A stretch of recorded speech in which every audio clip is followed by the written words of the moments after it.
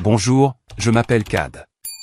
Juste après que mes parents ont embarqué sur leur vol pour l'Europe, mon grand-père, paralysé et tremblant, m'a empoigné la main et a chuchoté « Ne rentre pas à la maison ». J'ai entendu ce qu'il manigance. J'ai cru qu'il était simplement confus. Il ne l'était pas. La nuit même, j'ai découvert qu'ils avaient falsifié sa signature, vidé ses comptes et engagé quelqu'un pour s'assurer que nous ne parlerions plus jamais. Pourquoi? Parce qu'ils voulaient l'argent et qu'ils étaient prêts à effacer leur propre sang pour l'obtenir. Mais voici la partie à laquelle je ne cesse de penser. Ils ont souri en partant, comme si c'était déjà fait.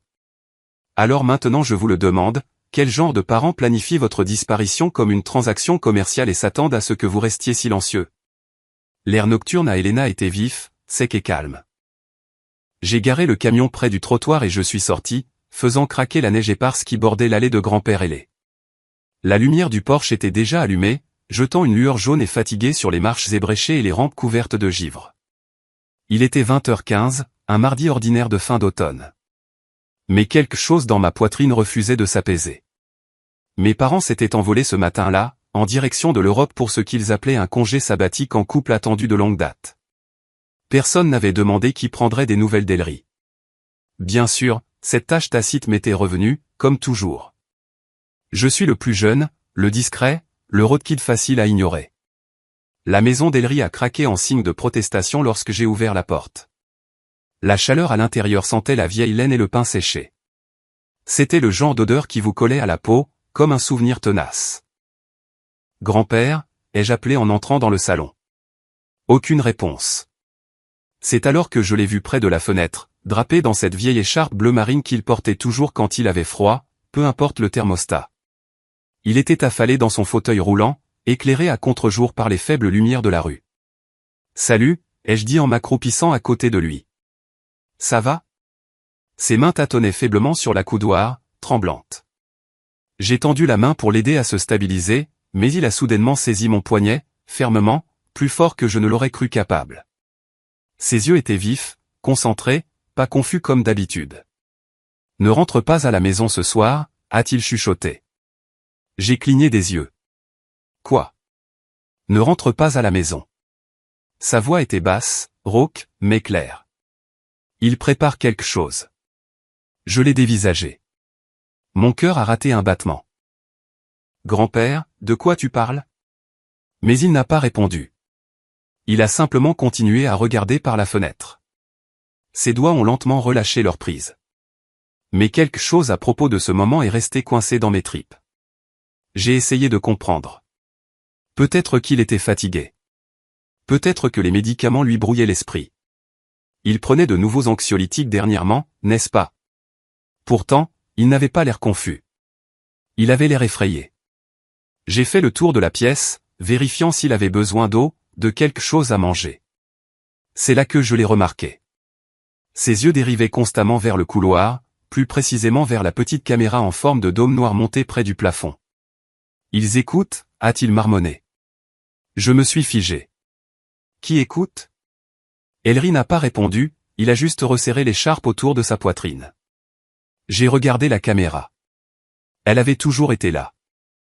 Faisant partie du système de sécurité que papa avait installé l'année dernière, plus pour la forme que pour la fonction, mais la façon dont elle me fixait en retour me semblait intentionnelle. Un léger grincement a résonné dans le couloir. Je me suis retourné. Les lattes du plancher près de la chambre d'amis ont légèrement fléchi comme si quelqu'un y avait marché, mais personne d'autre n'était censé être à la maison. Je me suis approché, j'ai allumé la lumière, rien. Pourtant, lorsque j'ai ouvert les stores de la fenêtre du porche arrière, j'ai repéré quelque chose qui m'a retourné l'estomac. Des empreintes de pas, fraîches.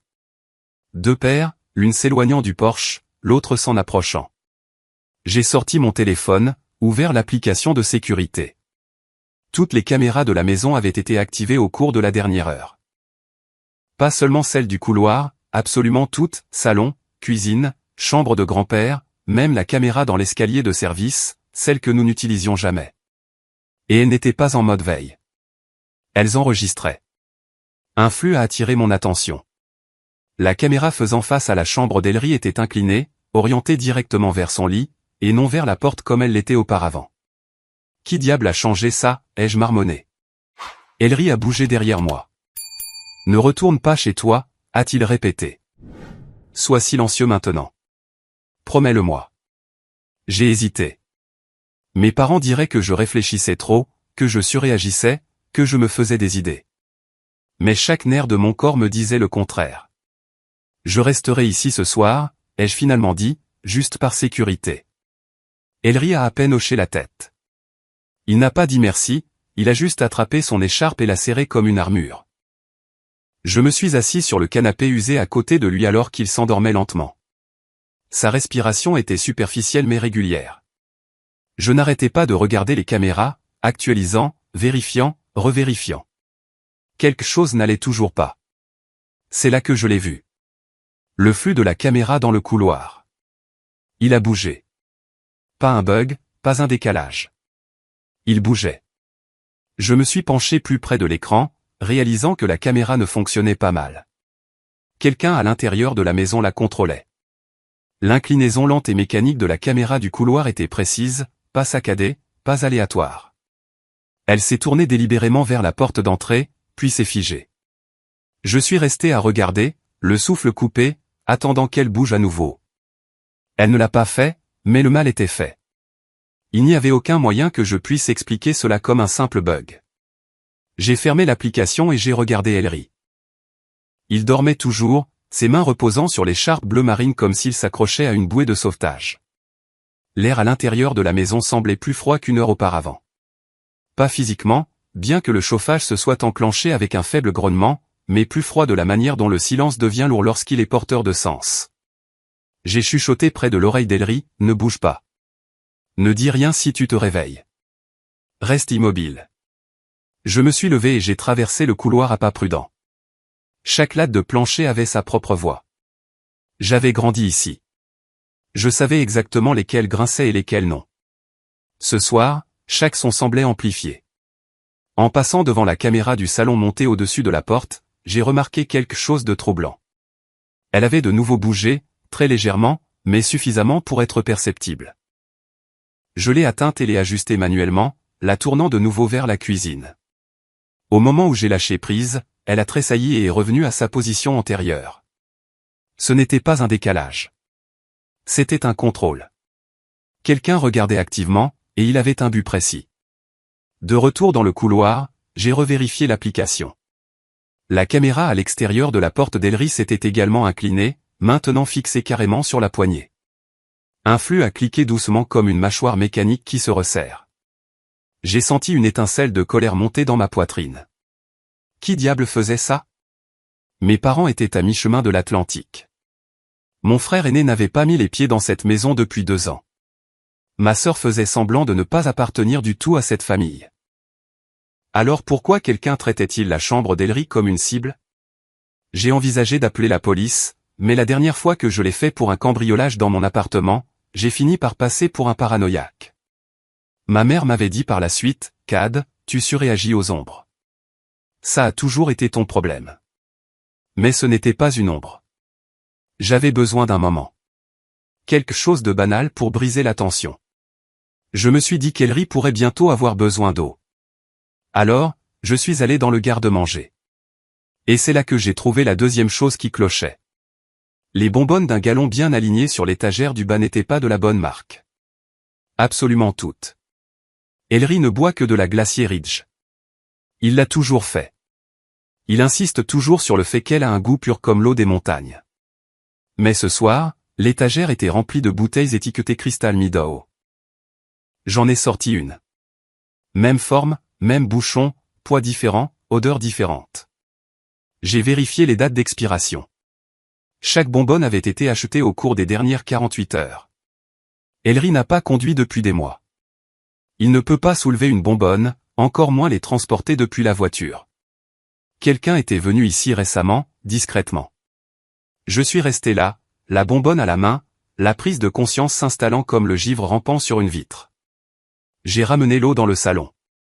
En passant dans le couloir, j'ai entendu quelque chose de doux, à peine audible. Un seul déclic à la porte arrière. Les yeux d'Ellery se sont ouverts d'un coup. « Tu l'as verrouillé ?» a-t-il demandé. « Oui », ai-je dit, mais la poignée a cliqué de nouveau. Un test lent et subtil, pas forcé, juste une vérification. J'ai posé la bonbonne doucement et me suis accroupi à côté du vieil homme. Ne t'inquiète pas, ai-je chuchoté. Nous ne sommes pas seuls, mais nous ne sommes pas sans défense non plus. Quelque chose a changé en moi à ce moment-là. La peur a cessé d'être passive. J'ai commencé à réfléchir avec un but. J'ai revérifié que la porte arrière était verrouillée. J'ai vérifié toutes les fenêtres du rez-de-chaussée. Sécurisées. J'ai même veillé à ce que les freins du fauteuil roulant d'Ellery soient enclenchés au cas où nous aurions besoin de bouger rapidement. Le panneau du système d'alarme indiquait que tout était armé, mais je ne lui faisais pas confiance. Cela m'a frappé soudainement. Cette maison avait été préparée, non seulement pour la sécurité, mais pour autre chose. Quelqu'un avait arrangé cet endroit en prévision d'un événement, ou peut-être d'une disparition. Et je n'étais pas censé être là pour en être témoin. Je me suis rassis sur le canapé à côté d'Ellery et j'ai essayé de rassembler mes pensées. Mes doigts frottaient distraitement une profonde égratignure sur la coudoir en bois. Un souvenir a refait surface. J'avais 15 ans. Papa venait d'installer des caméras intérieures pour la sécurité. La même semaine, un vase s'est brisé dans l'entrée. J'ai juré que je ne l'avais pas touché, mais les images de la caméra me montraient près de lui. C'était suffisant. Maman a dit, tu as toujours eu un problème pour dire la vérité. Je n'avais pas cassé le vase, mais cela n'avait pas d'importance. L'image avait été montée, littéralement. Et maintenant, 20 ans plus tard, j'assistais au même genre de mise en scène silencieuse. Je ne serais pas effacé cette fois.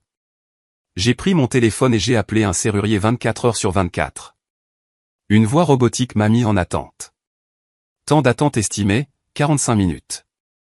J'ai regardé par la fenêtre. Pas de voiture, pas de lumière aux fenêtres des voisins. La ville semblait silencieuse, comme si elle retenait son souffle. Ellery a de nouveau bougé dans son sommeil. J'ai mis une couverture sur lui. Un léger bourdonnement provenait de la table basse. La tablette d'Ellery. Je l'ai prise. Mouvement détecté. Porte du sous-sol. Je me suis figé. Personne n'a ouvert ce sous-sol depuis des années. J'ai affiché le flux. C'était sombre, granuleux. Puis un mouvement. Une forme de taille humaine émergeant juste au-delà du cadre des escaliers. Pas moi, pas Ellery, quelqu'un d'autre. J'ai tapoté à nouveau l'écran, priant pour que l'image soit un bug, mais l'ombre s'est approchée, lente et délibérée. Ce n'était pas le scintillement d'un animal qui passe. Ce n'était pas de la statique. Elle se déplaçait comme une personne qui savait exactement où elle allait, et cela, plus que tout, me terrifiait. L'image était granuleuse, pleine de bruit numérique. J'ai essayé de zoomer, plissant les yeux pour voir au-delà de la distorsion. Juste au bord de l'escalier du sous-sol, je pouvais distinguer une silhouette partielle. Une silhouette, pas pressée, pas maladroite, mais stable, contrôlée, confiante. Il n'y avait plus de doute dans mon esprit. Je me suis détourné de l'écran, le pouls martelant dans mon cou. La maison semblait plus petite, plus étroite, comme si les murs se refermaient. Ellery s'est réveillé sur le canapé. Cad, qu'est-ce qu'il y a? Il y a quelqu'un en bas. J'ai hésité. Je ne voulais pas nourrir sa peur, mais je ne pouvais pas mentir non plus. Ce n'est peut-être rien. Ça pourrait être un raton laveur ou l'angle de la caméra qui déconne. Il a plissé les yeux. Tu n'as jamais été un bon menteur. Non, je ne l'étais pas. Je n'ai jamais eu besoin de l'être. J'ai passé la majeure partie de mon enfance à me faire dire ce qui était vrai, même quand ce n'était pas le cas. Mes parents avaient une façon de réécrire la réalité, et le reste d'entre nous était juste censé hocher la tête. Je me suis levé et j'ai marché lentement vers la porte du sous-sol, juste à côté de la cuisine. Elle semblait intacte, mais en m'approchant, je l'ai vue, à peine visible dans la faible lumière du couloir. Une légère traînée de poussière autour du loquet, dérangée en forme de croissant. Quelqu'un l'avait touchée, et récemment. Ma peau s'est hérissée. J'ai tourné la poignée doucement. Elle était toujours verrouillée. J'ai collé mon oreille contre le bois. Rien. Aucun mouvement. Mais cela ne signifiait pas que c'était vide en bas. En revenant au salon, j'ai vérifié à nouveau le flux de la caméra. La silhouette s'était déplacée davantage, maintenant presque au centre de l'image. L'éclairage ne me permettait pas de voir les détails. Pas de visage, pas de couleur, juste ce contour solide. Mais autre chose a attiré mon attention. J'ai zoomé sur le bas des escaliers. Là, clairement visible sur le sol en béton, se trouvait une seule empreinte de pas, fraîche, à moitié humide, et bien trop grande pour être la mienne. J'ai reculé de l'écran, le souffle court. Il y a des années, quand j'avais 10 ans, une empreinte similaire était apparue dans le couloir à l'étage, boueuse, traversant le sol propre. J'ai été immédiatement accusé. Ne me mens pas, Cad, avait dit papa. Tu es le seul à la maison. Mais l'empreinte était plus grande que mon pied. Je me souviens l'avoir comparée à la mienne, côte à côte. Je l'ai montré, j'ai essayé d'expliquer. Ça n'a pas eu d'importance. C'est la dissimulation qui me déçoit, avait dit ma mère avec ce ton-là ce qu'elle me réservait. C'était la première fois que je réalisais que la vérité ne me protégeait pas dans cette maison. Maintenant, des décennies plus tard, ça se reproduisait. Sauf que cette fois, ce n'était pas moi qui étais piégé. Pas encore. Je suis allé au placard du couloir et j'ai sorti la vieille batte de baseball d'Ellery. Le bois était éraflé et poli là où ses mains l'avaient autrefois saisi saison après saison. J'ai testé le poids. Lourd, solide. J'ai fait ma ronde, vérifiant chaque fenêtre, m'assurant que chacune était verrouillée, sécurisée. J'ai examiné les cadres de porte, testé les verrous. Qui que ce soit, il était entré une fois. Il pourrait réessayer. J'étais en train de tracer mentalement un itinéraire pour sortir de la maison quand mon téléphone a vibré, un message vocal, pas d'identifiant d'appelant, juste un horodatage envoyé il y a 4 heures. J'ai froncé les sourcils. C'était avant même que mes parents n'embarquent pour l'Europe. J'ai appuyé sur lecture. Cad. La voix de mon père crépitait. Écoute-moi. Ne reste pas à la maison ce soir. Ne discute pas, va simplement ailleurs. Je t'expliquerai plus tard. Puis le silence. Pas d'au revoir. Pas un souffle. Juste cette seule instruction. Je me suis assis. Ce message vocal n'était pas destiné à ce que je l'entende. Pas encore, en tout cas. Et ça changeait tout. Mes parents avaient insisté pour que je vienne voir Ellery. Ils avaient dit que le voyage était attendu depuis longtemps. Qu'il se sentirait mieux en sachant que quelqu'un était dans la maison. Mais c'était un avertissement préventif. Ils savaient que quelque chose se passerait ce soir et ils m'ont envoyé quand même. Essayaient-ils de me protéger ou de m'écarter? Quoi qu'il en soit, ils avaient menti. L'air semblait plus rare. J'ai revérifié l'horodatage. 4 heures avant leur vol, ce qui signifiait que quoi que ce soit qui se trouvait au sous-sol, ils s'attendaient à ce qu'il soit là. J'ai regardé Ellery. Il était réveillé maintenant, ses yeux me regardant comme s'il savait déjà ce que j'avais entendu. Nous devons partir, ai-je dit doucement. Ellery secoua la tête. Trop fatigué. Mes jambes ne me portent plus ce soir. Laisse-moi juste me reposer. Je me suis mis à genoux à côté de lui. Nous n'avons pas le choix ce soir. Il n'a pas discuté après ça, il a juste hoché lentement la tête et a commencé à chercher les accoudoirs. Un bruit sourd a résonné d'en bas. Pas fort, mais pas le genre de bruit que l'on confond avec de la plomberie ou de vieux tuyaux. C'était un bruit lourd, humain. Ellery a sursauté. Je n'ai pas hésité. Je l'ai poussé en fauteuil roulant vers le garage, en évitant le couloir principal, en restant hors de vue des caméras. J'ai ouvert le placard latéral où il gardait une vieille trousse d'urgence pile, lampe de poche, téléphone de secours et j'ai tout pris. À la porte du garage, j'ai appuyé sur le bouton. Le moteur a gémi. La porte s'est levée à mi-chemin, puis s'est arrêtée, a tressailli, s'est bloquée, comme si quelque chose la retenait. J'ai juré à voix basse et j'ai tiré sur le déclencheur manuel. Elle est retombée avec un bruit métallique.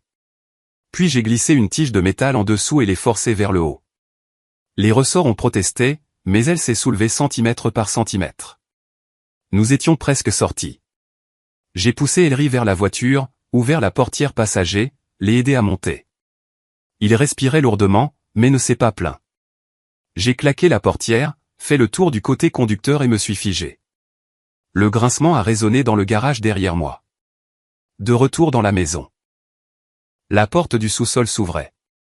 Je n'ai pas regardé en arrière alors que la porte du sous-sol grinçait derrière nous. J'ai enclenché la marche arrière, mon cœur battant plus fort que les pneus crissant sur le béton. La porte du garage ne s'était pas complètement levée, mais c'était assez haut. J'ai appuyé à fond. La voiture a raclé sous le panneau ascendant avec un grincement strident, mais nous sommes passés. Les roues arrière ont touché la rue. J'ai tourné le volant brusquement, les phares balayant les trottoirs enneigés, et nous étions partis. Ellery était assis à côté de moi, silencieux mais tremblant. Son écharpe était en boule sur ses genoux, les jointures blanches alors qu'il la serrait comme une bouée de sauvetage. L'air froid du Montana mordait à travers les vitres fissurées, mais je n'osais pas ralentir assez longtemps pour régler le chauffage. « Ça va ?» ai-je demandé, gardant une main lâche sur le volant, l'autre sur son bras. Il a à peine hoché la tête. Sa respiration était superficielle. « Cette porte. »« Je sais » ai-je dit doucement. Nous sommes sortis. C'est ce qui compte maintenant.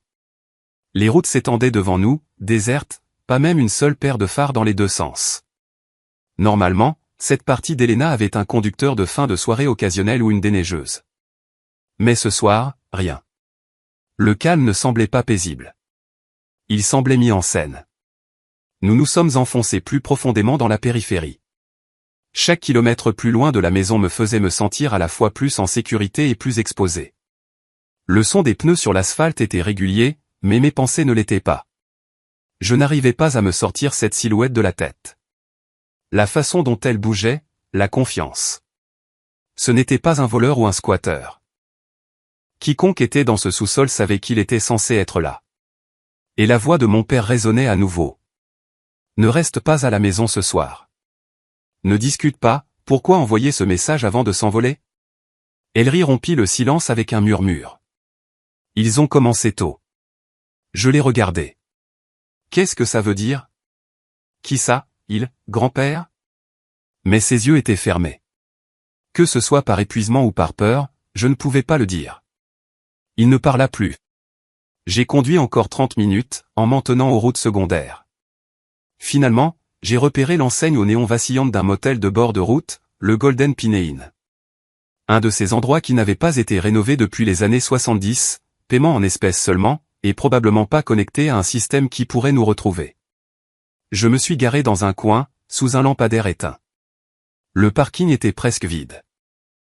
J'ai laissé le moteur tourner, puis j'ai couru à l'intérieur jusqu'à la réception. Le réceptionniste, un homme d'âge moyen avec des lunettes de travers, a à peine levé la tête de la petite télévision en noir et blanc derrière le comptoir. Simple ou double, a-t-il demandé, la voix pâteuse de fatigue. Double, ai-je dit, en posant l'argent sur le comptoir. Pas de pièce d'identité, n'est-ce pas? Il a regardé les billets, a haussé les épaules et a fait glisser une clé sur le comptoir. Chambre 6, au bout du parking. J'ai ramené la voiture, j'ai fait descendre Ellery lentement, en faisant attention de ne pas trop le bousculer. Ses yeux se sont rouverts une fois que nous étions à l'intérieur, mais il n'a pas parlé. La chambre sentait légèrement l'eau de javel et le moisi, mais elle était chaude. J'ai double verrouillé la porte, fermé les rideaux hermétiquement et j'ai tiré la chaise du coin sous la poignée, au cas où. Ellery s'est assis sur le bord d'un lit, expirant par le nez, les mains toujours tremblantes. Je me suis accroupi pour vérifier les roues de son fauteuil. L'une avait une légère oscillation après notre fuite précipitée du garage. C'est là que je l'ai remarqué. Le panneau inférieur juste sous le coussin était légèrement entrouvert. J'ai glissé la main dessous, l'ai ouvert, et à l'intérieur se trouvait un petit téléphone prépayé noir, un burner phone, enveloppé dans un mouchoir plié. Je me suis figé. Grand-père, ai-je dit lentement, en le brandissant. Qu'est-ce que c'est? Son visage est devenu pâle. Tu n'étais pas censé trouver ça tout de suite. Je me suis assis à côté de lui, la voix basse. Pourquoi y a-t-il un téléphone secret dans ton fauteuil? Ils peuvent suivre ma ligne habituelle, a-t-il chuchoté. Mais pas celle-là. Celle-là est plus sûre.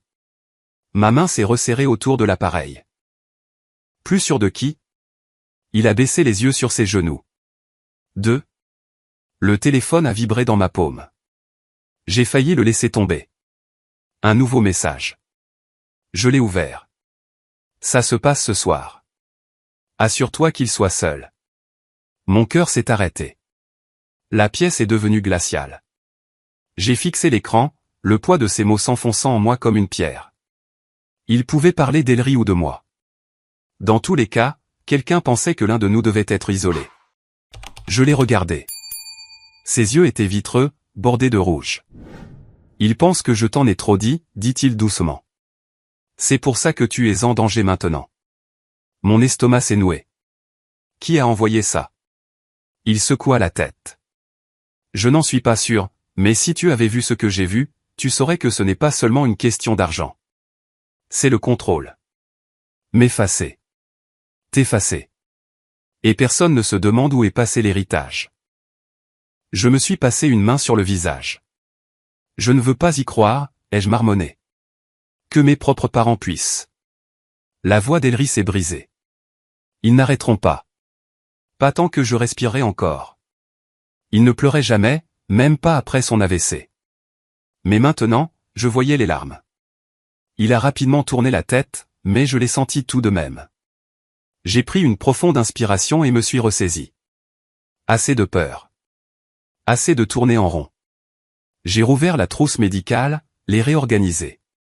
Je l'ai emballée plus serrée. J'ai pris le chargeur de secours et branché le téléphone prépayé. J'ai pris une photo du message et l'ai envoyé sur mon stockage en ligne, au cas où. J'ai vérifié les rideaux. Le parking était toujours vide. Puis j'ai mis une serviette pliée sous la porte et j'en ai enroulé une deuxième derrière la grille de chauffage. Pas de courant d'air, pas de fuite de son. Ce n'était plus de la paranoïa. C'était de la planification. Alors que j'étais assis sur le bord du lit, essayant de rassembler mes pensées, le silence dans la pièce a changé. Pas à l'intérieur, mais à l'extérieur. Depuis le parking, je l'ai entendu. Un moteur, bas, grondant, pas en train de passer, mais à l'arrêt. Je me suis approché lentement de la fenêtre. Puis, du parking devant notre chambre, le moteur d'une voiture a vrombi et est resté là, tournant au ralenti dans l'obscurité. J'ai écarté le rideau d'une fraction de pouce et j'ai vu des phares dirigés droit sur notre porte. Ils ne vacillaient pas. Ils ne baissaient pas d'intensité. Ils restaient là, comme des yeux qui regardaient, sans ciller. Le moteur continuait de ronronner, bas, régulier, remplissant le silence de la pièce d'un poids invisible.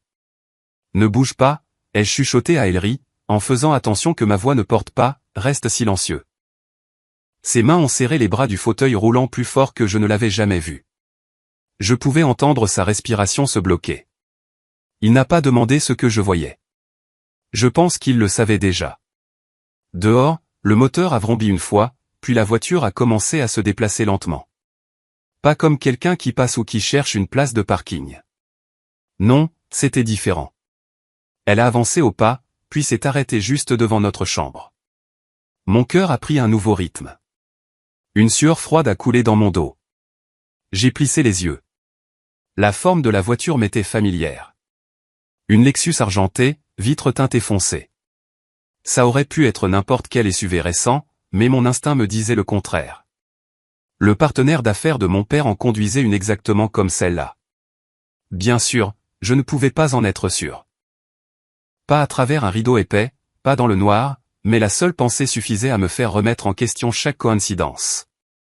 La portière du conducteur s'est ouverte. Un homme est sorti. Aucune lumière n'atteignait son visage, mais sa carrure était solide. Épaules larges, pas lent.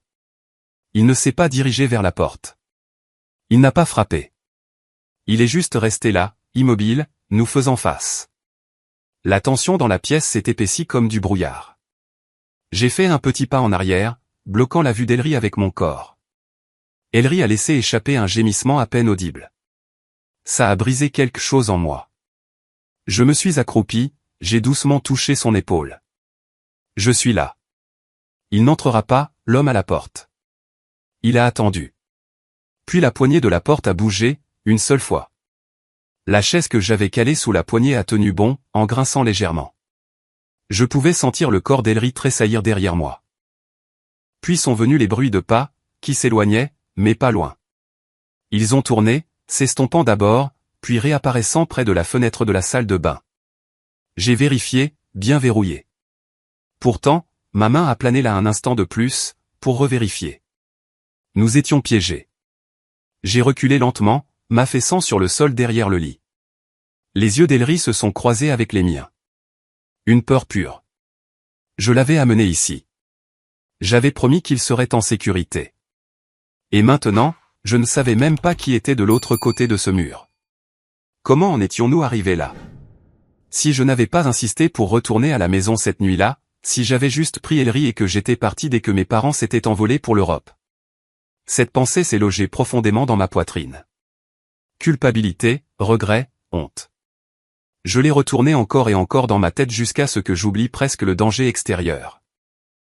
Puis Ellery a chuchoté, la voix tremblante mais claire. Ta mère ne fait pas de menaces, Cad. Elle prend des dispositions. J'ai cligné des yeux, abasourdi. Le silence extérieur a de nouveau changé. Une porte a claqué, puis une autre. Le moteur a grondé plus fort. La voiture a commencé à tourner sur le parking, non pas en partant à toute vitesse, mais en patrouillant, en surveillant. Je ne savais pas s'il reviendrait. J'ai agi rapidement, silencieusement. J'ai vérifié la sortie arrière, déverrouillée. Note mentale, l'allée passe devant la benne à ordures, débouche sur une route secondaire. Une seule issue. Mon téléphone a vibré dans ma poche. Numéro inconnu. J'ai refusé l'appel instantanément. Une icône de messagerie vocale est apparue. J'ai attendu 5 secondes, puis j'ai appuyé sur lecture. C'était la voix de ma mère. Ne sois pas difficile ce soir. Nous n'avons besoin que d'une seule signature. Papa a déjà accepté. Son ton n'était ni en colère, ni suppliant. Il était final. J'ai failli laisser tomber le téléphone. Signature. Papa a accepté. J'ai fixé le mur en face de moi, mais je ne voyais rien. Mon esprit était complètement ailleurs. Il n'avait pas besoin de nous deux. Juste la signature d'Ellery. Sur quoi? Son héritage. Un transfert de contrôle. Et s'il ne signait pas, il savait où nous étions. Il savait quand nous serions vulnérables. Ce n'était pas un accident. Cet homme dehors, ce n'était pas un rôdeur au hasard. C'était une pression, un avertissement. Signe. Obéis ou disparaît. J'ai regardé Ellery. Il s'essuyait les yeux tranquillement, comme s'il avait honte de pleurer. Cet homme avait survécu à 2 AVC, à 20 ans de manipulation familiale. Et pourtant, le voilà en train de craquer. Je suis désolé, ai-je chuchoté. Il secoua lentement la tête. N'ose pas dire ça. Tu es le seul qui soit resté. J'ai dégluti difficilement. Je n'avais plus le choix. J'ai sorti le sac d'urgence de sous le lit, l'ai glissé sur mon épaule. Nous partons maintenant.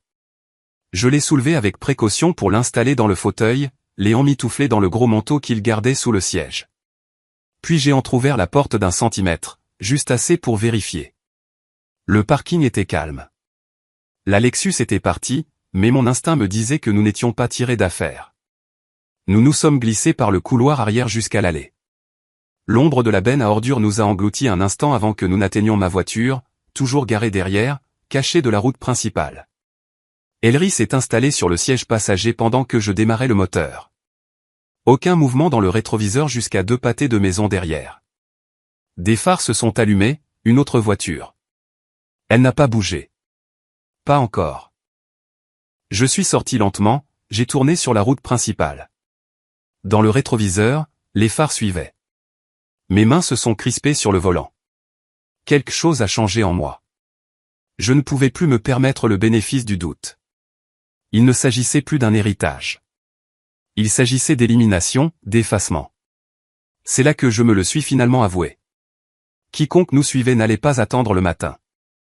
J'ai appuyé plus fort sur l'accélérateur, les pneus crissant alors que je poussais la voiture au-delà de ses limites. Dans le rétroviseur, les phares ont surgi, gagnant du terrain. Trop réguliers, trop proches. Ils ne faisaient pas que nous suivre, ils nous chassaient. À côté de moi, Ellery s'agrippait à la poignée de la portière des 2 mains, le corps tendu. Il s'est tourné vers moi, la voix basse mais claire. Ils ne vont pas s'arrêter. Je sais, ai-je marmonné. L'autoroute déserte du Montana s'étendait devant nous comme un ruban sombre. Pas de sortie, pas d'air de repos. Mon téléphone était dans le porte-gobelet, l'icône de signal grise. J'ai essayé quand même, j'ai composé le 911. Pas de service, zone blanche. J'ai juré à voix basse et j'ai pris une sortie à droite brusquement. Le gravier crépitait sous les pneus. La route secondaire était étroite et serpentait dans une forêt de pins. S'ils voulaient une poursuite, j'en avais fini de leur donner une ligne de vue dégagée. Pendant une seconde, j'ai cru que nous les avions semés. Puis les phares sont réapparus, suivant mon virage, sans jamais manquer un battement. Ils étaient prêts pour ça. La respiration d'Ellery était devenue superficielle. « Ta mère a vraiment planifié ça ?»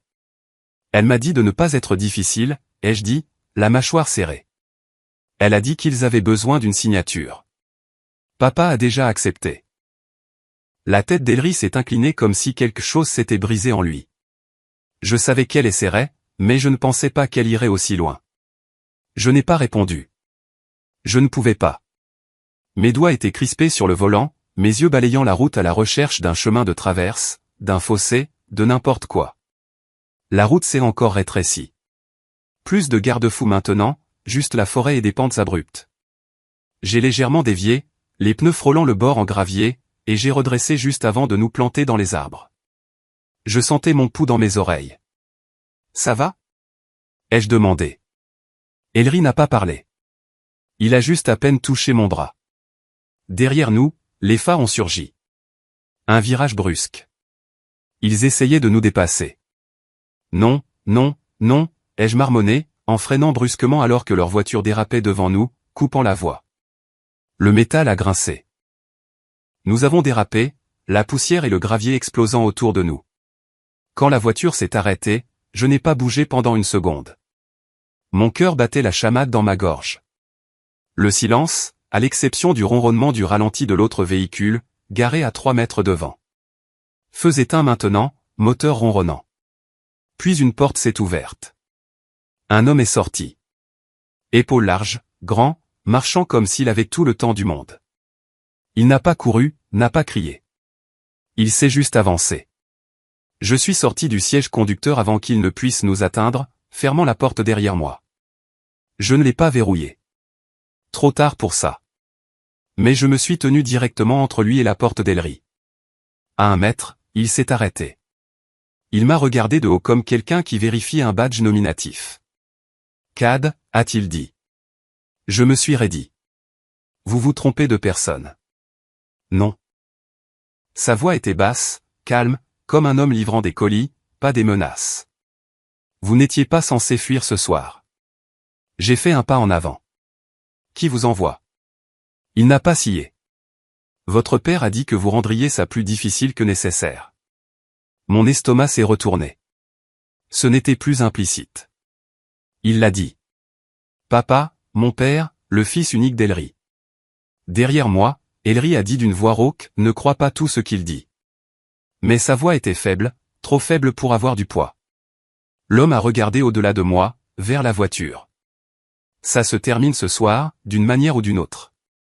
Je l'ai dévisagé. Vous me menacez? Il n'a pas répondu.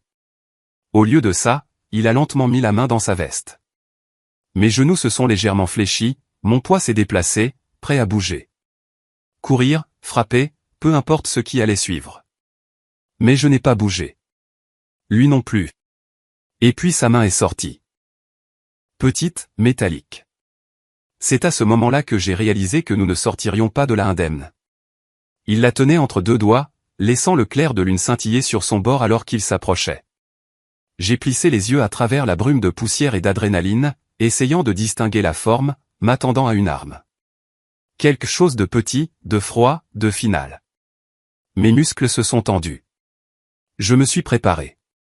Il a fait un mouvement rapide du poignet. Ce n'était pas une lame. C'était une pince en métal. Une simple pince argentée. À l'intérieur était plié quelque chose de rigide, du papier. Confus, je l'ai regardé le jeter par terre entre nous. Il a atterri légèrement, comme s'il n'avait pas de poids, mais au moment où il a touché le gravier, j'ai su que c'était un mensonge. Il ne voulait pas que vous voyiez ça tout de suite, a dit l'homme. Je me suis penché, les yeux toujours rivés sur lui, et je l'ai ramassé. C'était un document, épais, avec une texture légale, le genre de papier que les avocats aiment. Mes mains tremblaient en le dépliant. Le nom d'Ellery était en haut, sa signature en bas, et entre les deux, mon nom. Pas le leur. Pas eux, le mien. Je n'ai même pas réalisé que j'avais arrêté de respirer jusqu'à ce que je m'entende halter. Pourquoi transportez-vous ça, ai-je demandé, la voix basse. L'homme n'a pas répondu. Il a juste regardé, impassible. Derrière moi, la voix d'Elry est venue, à peine audible. J'allais te le dire quand je saurais que tu étais en sécurité. Je me suis tourné pour le regarder. Son visage s'était affaissé, pâle et plié par la culpabilité. Tu m'as désigné. J'ai toujours eu l'intention de le faire. Je ne m'attendais simplement pas à la réaction que cela provoquerait. Tu ne t'attendais pas à ce qu'il s'en prenne à toi. Je pensais que ton père serait en colère, a-t-il dit. Je ne pensais pas qu'il serait cruel. J'ai secoué la tête. Tu aurais dû me le dire. J'aurais pu. Tu n'étais pas prêt, a-t-il dit plus doucement cette fois. Tu croyais encore qu'il t'aimait. L'homme de main s'est éclairci la gorge et je me suis retourné vers lui. Sa posture avait changé. Moins de menaces, plus de résignation fatiguée. Il pensait qu'il te l'avait déjà donné, a-t-il dit. Tes parents. C'est pour ça qu'ils ont paniqué. Je l'ai dévisagé. Et maintenant, vous le livrez. Quel est votre travail exactement? Menace ou paperasse? Il n'a pas sourcillé. Les deux, si nécessaire. Pourquoi la porter maintenant? Il a hésité, puis a détourné le regard vers la route. Il dépose des papiers d'urgence, à la première heure, pour le faire déclarer mentalement incompétent. J'ai cligné des yeux. Quoi? Si vous ne coopérez pas, ils prétendront qu'il est instable. Sa signature invalide. Votre revendication annulée. Une rage a éclaté si vite en moi qu'elle a brouillé ma vision. Ils essaient de l'effacer. Ils essaient de protéger leur avenir, a-t-il dit comme si cela le justifiait. Je me suis approché. Vous nous avez pourchassés. Vous nous avez coupé la route. Ça ne ressemble pas à une résolution pacifique pour moi. Vous avez fui, a-t-il dit simplement. Ça a compliqué les choses. Derrière moi, Elry a de nouveau parlé, cette fois avec plus de force. Dites-leur que je ne signerai rien. Dites-leur que je suis sain d'esprit, conscient et non consentant. L'homme a gloussé à voix basse. Ils n'ont pas besoin de votre consentement si le juge est d'accord. J'ai regardé Elry. Ses épaules s'affaissaient, mais ses yeux, eux, étaient stables. Il ne reculait pas, et cela me terrifiait plus que tout. Je me suis retourné vers l'homme. S'il est déclaré incompétent, ils peuvent faire ce qu'ils veulent avec la succession, avec lui, et je ne suis rien légalement. L'homme a hoché la tête. Oui. Je me suis avancé. Alors voici la partie que vous n'avez pas calculée. Il a haussé un sourcil. Vous ne l'emmènerez nulle part. Silence. Puis l'homme a bougé rapidement, a attrapé mon épaule, ses doigts se resserrant. J'ai repoussé plus fort que je ne le voulais. Il a trébuché d'un demi-pas. Des années de ressentiment refoulé se sont allumées en moi comme un feu, mais il s'est vite ressaisi. Son poing a frappé mes côtes. Je me suis plié en deux, mais je suis resté debout. La douleur rugissait dans ma poitrine. Arrête. La voix d'Elry a craqué, mais l'autorité qu'elle contenait a tranché net dans la nuit. L'homme a fait une pause. Il a regardé le vieil homme dans le fauteuil roulant. Il y a vu quelque chose. Peut-être de la honte. Peut-être de la pitié. Il a reculé, le souffle lourd. Ils ne vont pas s'arrêter, Cad, a-t-il dit. Pas ce soir. Pas après ça. Puis il est retourné à sa voiture. Je suis resté immobile, chaque nerf en alerte. Il n'est pas parti. Il s'est éloigné de 50 mètres, a éteint le moteur, mais est resté là, feu éteint, observant, une ombre à l'aube naissante. Je me suis affalé à côté d'Elry, le testament toujours à la main, le cœur battant. Il a tendu la main, a touché mon bras et a chuchoté, il y a autre chose que je ne t'ai jamais dit, et ils ne doivent pas le découvrir. Je me suis agenouillé à côté de lui sur le bitume froid, me préparant alors qu'il commençait à raconter le seul secret qu'il avait juré d'emporter dans sa tombe. Ses doigts se sont faiblement enfoncés dans ma manche, comme s'il s'ancrait à ce moment. Son souffle était court, irrégulier. J'ai attrapé ma veste sur le siège arrière et l'ai drapée sur ses épaules. Il frissonna quand même, non pas à cause du froid, mais de ce qu'il s'apprêtait à dire. Je n'ai jamais voulu que tu sois entraîné là-dedans, chuchota Elry. Pas comme ça. Ce n'est pas toi qui m'as entraîné. Ce sont eux. Il a esquissé un petit sourire triste, mais n'a pas discuté. Je l'ai remarqué pour la première fois en mars, a-t-il poursuivi, la voix fragile. Des retraits, discrets, espacés, juste assez pour ne pas déclencher d'alerte, mais ce n'est pas moi qui les autorisais. Ma poitrine s'est serrée. Je pensais que j'oubliais des choses. J'ai eu des moments de confusion, de fatigue. C'est ce qu'il voulait que je pense. Mais quand j'ai regardé de plus près, les signatures étaient falsifiées. Je connais ma propre écriture. J'ai hoché la tête, incapable de parler. Je savais déjà où cela menait, mais l'entendre à voix haute, c'était comme écorcher une peau. Ton père a utilisé mon nom pour créer une fiducie privée, a-t-il dit. Et ta mère. Elle a approuvé les transferts. Elle a fait en sorte que ça paraisse légal. Mes mains se sont serrées en poing sur mes genoux. Ils ont pris de l'argent qui ne leur appartenait pas bien avant de partir pour l'Europe. Ils préparaient le terrain, effaçaient les traces, se préparaient à me discréditer. Ils savaient ce qu'ils faisaient. Et ils m'ont utilisé, ai-je dit, les mots ayant un goût de cendre. Ils ont utilisé mon silence, ma loyauté. Les yeux d'Ellery étaient lourds de regrets. Ils espéraient que tu ne les remettrais jamais en question. Ils avaient tort. Il a levé la main, m'a touché la joue comme il le faisait quand j'étais enfant. Tu as toujours été celui qu'ils ne pouvaient pas contrôler. C'est pour ça qu'ils ont besoin de t'écarter. Avant que je puisse répondre, des bruits de pas ont crissé sur le gravier derrière nous. L'homme de main était revenu. Il se tenait à distance, les bras croisés, l'expression illisible. Son visage semblait différent maintenant, moins comme une arme, plus comme un homme qui vient de réaliser les dégâts qu'il a aidé à causer. Si vous êtes revenu pour finir ça, dis-je en me levant lentement, il faudra me passer sur le corps. Il n'a pas bougé. Au lieu de cela, il a levé les deux mains, paumes ouvertes. J'ai fini, a-t-il dit, la voix basse. Je n'ai pas signé pour ce genre de travail. Pour quel genre aviez-vous signé, ai-je demandé. Il a hésité. Pas pour ça. Le moment s'est suspendu jusqu'à ce qu'un faible ronronnement de moteur brise le silence. Des phares ont balayé le parking alors qu'un SUV noir entrait, soulevant une poussière qui devenait orange à l'aube naissante. Un autre joueur entrait en scène. Le véhicule s'est garé sans urgence. La porte s'est ouverte. Une femme est sortie. Talons hauts, manteau sur mesure, mallette en cuir. Elle ressemblait à quelqu'un qui réglait les problèmes avec une cruauté polie. Monsieur Harrow, a-t-elle dit en s'adressant à Ellery sans émotion. Je suis le docteur Marin. Je suis ici pour mener votre évaluation de compétences médicales. Mon estomac s'est noué. Je n'ai pas demandé d'évaluation, croassa Ellery. Elle sourit, un sourire clinique et pincé. Votre fils et votre belle-fille ont signé la demande en votre nom. J'ai pleine autorisation. Je me suis placé devant elle. Vous ne le touchez pas, ses yeux se sont posés sur moi. Entraver une procédure légale ne jouera pas en votre faveur, monsieur Harper. J'ai vu ce qui est légal, ai-je grogné. Ça ne veut pas dire que c'est juste.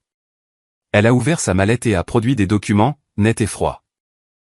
Voici les ordonnances signées et notariées. Je les ai parcourus. Mes yeux ont immédiatement repéré deux erreurs. La date de naissance d'Ellery était fausse de 3 ans. L'adresse indiquée était celle de la maison que nous avions déjà fui. Vous avez falsifié ça, ai-je dit. C'est bâclé. Pour la première fois, son expression s'est fissurée. Derrière moi, Ellery a dit fermement, je refuse l'évaluation. Elle n'a pas scié. Le refus est noté au dossier comme prévu. L'homme de main s'est avancé. Il a dit, non, ça suffit. Le docteur Marin s'est tourné vers lui.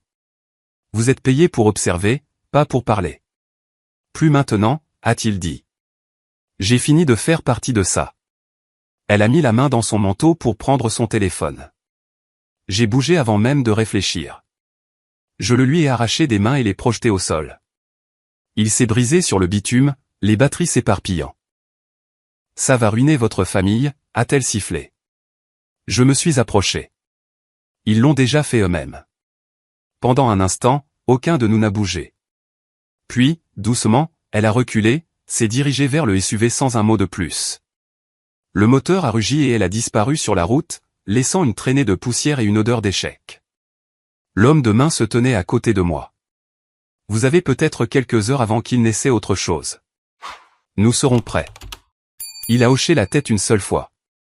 Pas une promesse, juste une reconnaissance. Puis il s'est tourné et s'est éloigné dans la lumière naissante, sa silhouette se réduisant à une ombre alors que le soleil franchissait enfin la colline. Je me suis retourné vers Ellery. Son visage était pâle, sa respiration laborieuse, mais ses yeux contenaient quelque chose que je n'avais pas vu depuis le début de tout ça. De la résolution. Il est temps de mettre fin à tout ça, a-t-il dit en me serrant la main. À nos conditions. J'ai soutenu son regard. Plus de fuite, ai-je répondu. Nous avons tous les deux regardé vers l'est, vers la lueur rosée du matin. Le temps de se cacher était révolu. Alors que le soleil commençait sa lente ascension derrière la station-service, baignant le bitume fissuré d'une lumière pâle et indulgente, je me suis éloigné d'Ellery et j'ai sorti le téléphone prépayé. Mes mains ne tremblaient plus. Je savais exactement qui j'allais appeler. Le shérif a décroché après la deuxième sonnerie. Bonjour, a-t-il dit, semblant déjà alerte malgré l'heure matinale. C'est à propos d'Ellery? Oui, monsieur, ai-je dit. Et bien plus encore. Je lui ai donné la version courte. Tentative de fraude, poursuite, falsification, et un médecin essayant de forcer une évaluation avec des documents falsifiés. Son ton s'est durci au fur et à mesure que je parlais, moins de surprise que le son d'un homme réalisant qu'un feu couvait sous son porche depuis des semaines. Nous vous attendrons, a-t-il dit. Venez directement ici et apportez tout ce que vous avez. Il nous a fallu moins de 20 minutes pour atteindre le bureau du shérif. L'homme de main nous a suivis tout le long, ses phares gardant une distance respectueuse. Quand nous nous sommes garés, il est resté un moment dans sa voiture, puis est sorti, est entré et s'est tranquillement rendu. J'ai aidé Ellery à sortir du siège passager. Il était fatigué, mais droit, sa prise sur mon bras toujours ferme. À l'intérieur du poste, les choses se sont déroulées rapidement mais calmement. Le shérif connaissait Ellery depuis des années, assez pour le regarder dans les yeux et le croire sans avoir besoin d'être convaincu. Pourtant, les formalités devaient être accomplies. Un adjoint lui a offert de l'eau et un siège. Je suis resté à côté pendant qu'Ellery racontait son histoire, la voix rauque mais claire. Ils ont utilisé mon nom, a-t-il dit. Ils ont utilisé ma confiance. Ils ont utilisé ma propre famille. Il a tout exposé. Comment il a découvert les retraits, les documents falsifiés, les menaces. Il n'a pas flanché en prononçant les noms de mes parents. Le shérif a expiré profondément quand il a fini. C'est plus gros que ce que nous traitons habituellement, mais je vais passer quelques appels. Ça remonte à l'État. J'ai ouvert le dossier que j'avais apporté, le posant sur le bureau, le téléphone prépayé avec les textos de ma mère, les formulaires frauduleux que le docteur Marin avait essayé d'utiliser, et le testament original que l'homme de main m'avait remis. Bon sang, marmonna le shérif en parcourant les documents.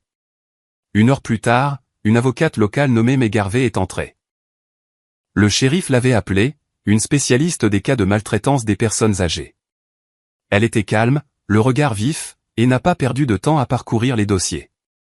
Vous avez fait ce qu'il fallait, m'a-t-elle dit sans lever les yeux. J'ai hoché la tête mais n'ai rien dit. Je ne cherchais pas une médaille.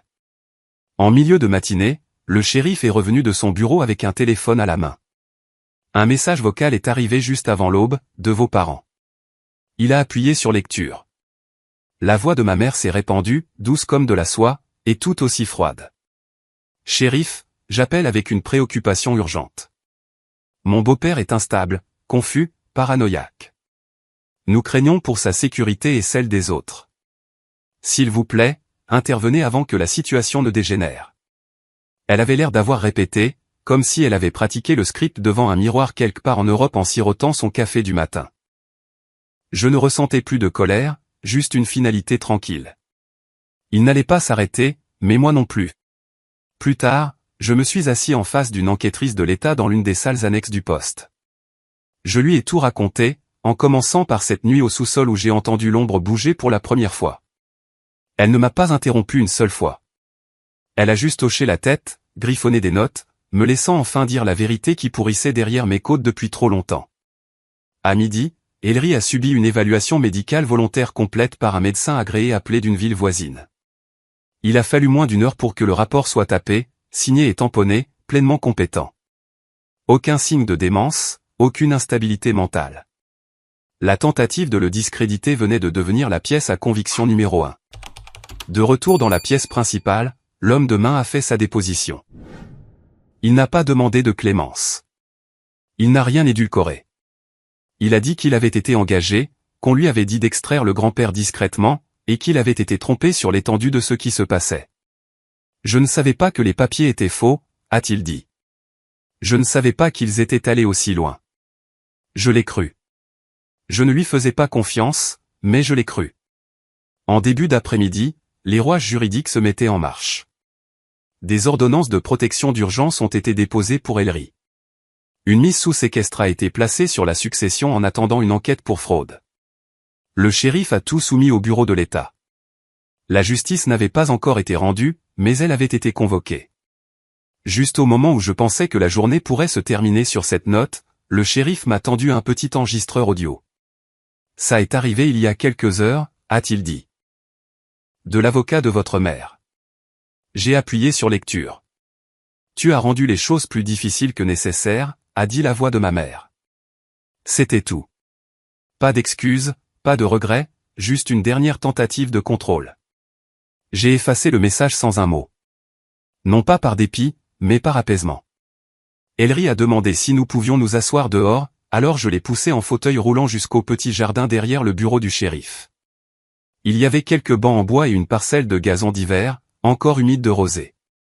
La lumière du soleil réchauffait son visage et pour la première fois depuis des jours, il a fermé les yeux et a simplement respiré. Ça fait du bien, a-t-il murmuré. Nous sommes restés assis en silence un moment. Puis il a dit, tu sais, la famille, ce n'est pas ceux qui partagent ton nom.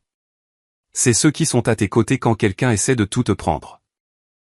J'ai ravalé le hochement de tête dans ma gorge. Il avait raison, et il l'avait toujours eu.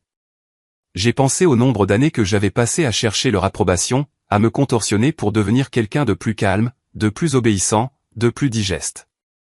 Mais je n'étais plus leur projet. J'étais le mien. Plus tard dans l'après-midi, en présence de l'avocate, Ellery a signé de nouveaux documents juridiques, clairs, transparents, contraignants. J'ai été nommé son exécuteur testamentaire et unique héritier. Non pas parce que je l'ai demandé, non pas parce que je l'ai mérité par le sang, mais parce que nous nous sommes serrés les coudes quand ça comptait. Il y aurait des audiences, des dépositions, peut-être même de la prison pour mes parents. Mais ces batailles pouvaient attendre. J'ai ramené Ellery à la voiture lentement, poussant son fauteuil le long du chemin pavé. Le soleil était encore chaud, l'air vif. Quelque chose dans ma poitrine semblait plus léger.